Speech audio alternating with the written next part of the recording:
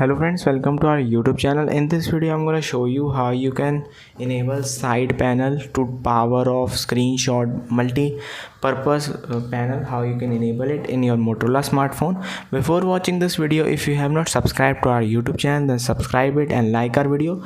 So let's start friends. First open the settings app, and here you have to go to accessibility option, and then you have to just swipe down. You can see accessibility menu.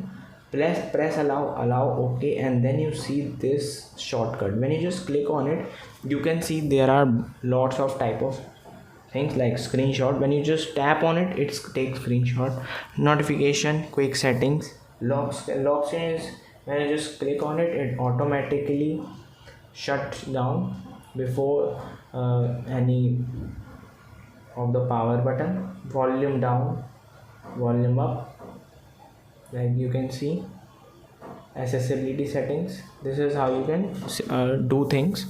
I hope you like this video. If you like this video, then subscribe to our YouTube channel for more helpful tips and tricks videos. Thanks for watching.